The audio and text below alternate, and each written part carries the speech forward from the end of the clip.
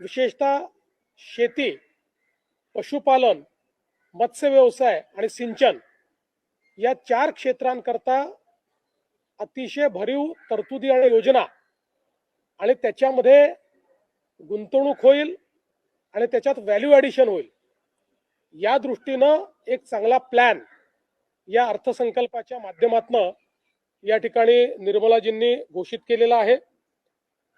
महिलांकरता विशेषतः लखपती दीदीची जी यशस्वीता आहे ती पाहता आता मोठ्या प्रमाणात आमच्या या सगळ्या बचत गटांकरता मार्केट प्लेस तयार करण्याची एक मोठी योजना याच्यामध्ये आलेली आहे.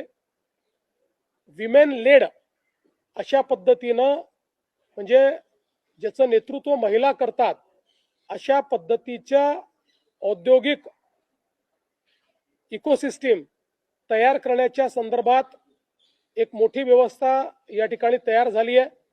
त्यामुळे अर्थव्यवस्थेमध्ये महिलांचा सहभाग हा मोठ्या प्रमाणात या अर्थसंकल्पाच्या माध्यमातून वाढवण्याचं काम होणार आहे.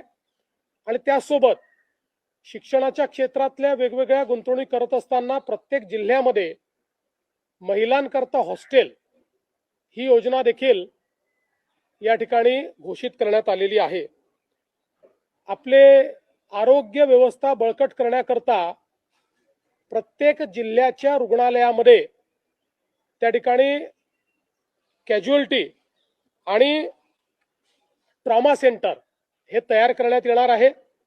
यामुळे विशेषतः जे ग्रामीण आणि गरीब अशा प्रकारची आपली जी लोकसंख्या आहे त्यांच्याकरता खूप मोठ्या प्रमाणात ही व्यवस्था या ठिकाणी तयार होईल आणि त्यातनं मोठा फायदा आपल्याला होईल.